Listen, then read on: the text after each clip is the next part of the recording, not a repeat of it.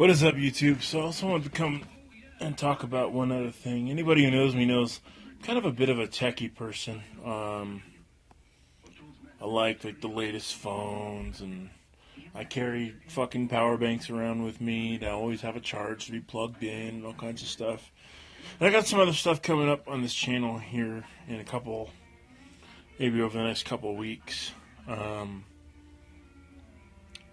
the one thing I wanted to do, I've always wanted to do a video on this, and I haven't. But today I'm going to. Over the next week, over the next probably month, I'm going to be testing my phone up against an iPhone 6s. Now, I've used iPhones before. I've never owned one, but I have used them before. I've used iOS. I'm familiar with iOS on a Mac. I've had a MacBook before. I'm a PC and Android guy. But I hear a lot of people ask why I don't like Apple. And I guess the answer to that is this. Typically, when you have an Apple device, Apple releases things in a way that makes you think that they're a revolutionary company, but they're not. Apple's never actually invented anything. One thing they are very good at is design and marketing. They're phenomenal at those. But they've never actually invented anything. I mean, they put the touchscreen on phones. That was Apple. I'll give you that. But other than that, they've never really come to the market with anything. I mean, tablets were out before the iPad was out. Smartphones were out before the iPhone was out. Laptops were out before MacBooks or any of the Apple computers were out. I guess with the iBook or whatever, not the iBook, the Macintosh, whatever, the one that had like the green shell and had the modem inside. Those were actually pretty cool for the time. My cousin used to have one of those. Actually, I used to use it a lot too. So they were kind of revolutionary on the desktop perspective, but how many years ago was that? Like, how long ago was that? But Apple has almost truly never actually been revolutionary. Most of the time, they follow behind what other companies are doing. For instance, I've got the HTC Desire 626S. It's not the most revolutionary phone. It's a good phone for what it is. And I got it because I don't see the need to upgrade. Off of that, I've had the LG G4 and stuff, which I would still have the G4, but we won't get into that story. Anyway, so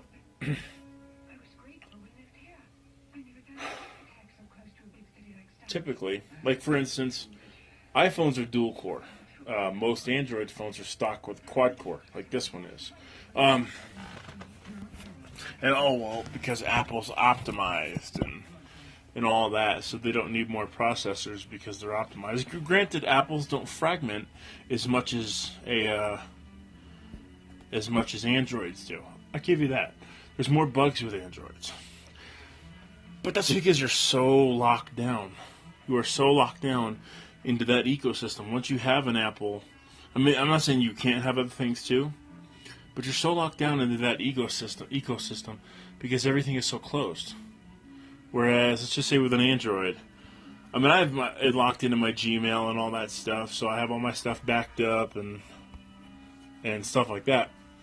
But it's more customizable. I can do what I want with it.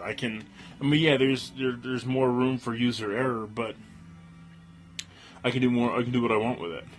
And for like this iPhone 7 with the no headphone jack, you're removing a staple of what's been in phones for years. Okay, I mean, we've used the headphone jack, and I don't quite understand audio enough to be able to explain it well enough. But there's a reason why the headphones jack has been around since the 1800s. if it's not broke, don't fix it. The 3.5 millimeter headphone jack is a staple in anything that produces audio for a reason. It's because it produces. Everybody knows line in is always going to be better than Bluetooth. Everybody knows that because there's a direct connection. Apple removed it, right? So now, if you want to use your 3.5 millimeter headphones, now you have to buy a dongle, which is $80. Okay, so you buy this $80 dongle, and now you can use it. Problem is the dongle plugs into the lightning port, which is also your charging port, so you can't charge and listen to music at the same time unless you have the $160 Apple AirPods. But now you're connected to Bluetooth, right? So now Bluetooth drains your battery. So now you're going to have a shorter battery life unless you have the iPhone 7 charging case. So now, in order to charge at the same time as listening to music, you're going to have to spend an extra, $250, $300 on a case and the $160 AirPods. See, that's the problem with Apple. I have no problem with the fact that they put out good stuff. Their stuff isn't that bad. The problem is you are locked into doing whatever they want you to do. If I want to listen to music or something while I'm charging my phone, I got a 3.5 millimeter headphone jack on my phone. Or I have truly wireless earbuds that play both music and talk on the phone and all that stuff, just like the Apple AirPods. But these were $30, and those are $160. So yeah, no, I don't have a charging case. But at the same time, I have the ability. Right now I'm charging my phone with a wireless power bank because I have some other things plugged into the wall. So I'm charging my phone with a power bank right now. Which, by the way, I'm using with obviously a micro USB cord that doesn't need to be from HTC because they didn't put a chip in there that regulates that you can only use certain chargers bought from certain companies to charge your phone.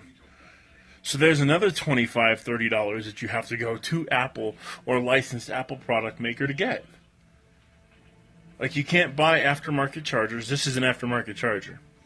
I have the regular one around here somewhere, but I bought the charger with the battery bank. So it's considered an aftermarket charger.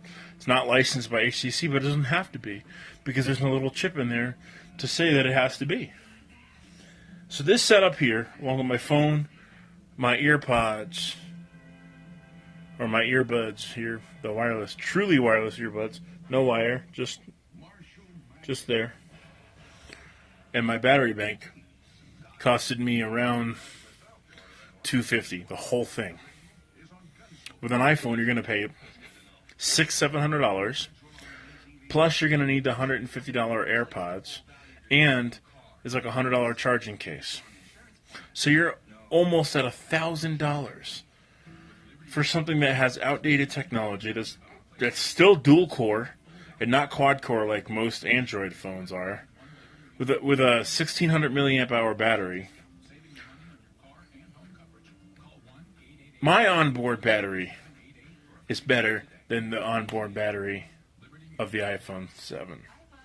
No, the iPhone 7 is 2700 milliamps, so it's better than mine. But because I didn't spend almost $1,000, I can afford to get a power bank if I'm out and about. And this power bank is 5,000 milliamps, so probably get about 4,000 of it because some of it is lost due to heat and charging efficiency and stuff like that. But I'm paying for this whole package. I've paid about $250, $300 maybe $300. That's the high end. I don't remember exactly. And plus the case on my phone too. That's what I say. And I'm getting a better package with what I have here as my EDC versus an iPhone 7 with the other stuff that you're going to need to do things that you would do on a daily basis. Hey, Irish Buddha, I see the notification that you just emailed me. I'll get to you in a second here. Everybody, since I just mentioned that and he just emailed me and I just got it, shout out to Irish Buddha Filth. Everyone go out to his channel, check it out. And I will see you guys later. I'll be doing some tech reviews throughout the week, some power banks, aftermarket chargers, stuff like that. So stay tuned. Peace. Later. And as always, Giants Mafia, bitch. And I'm out. I'm going to fuck the Lions up. I had to include that in there because it's hate week. Later.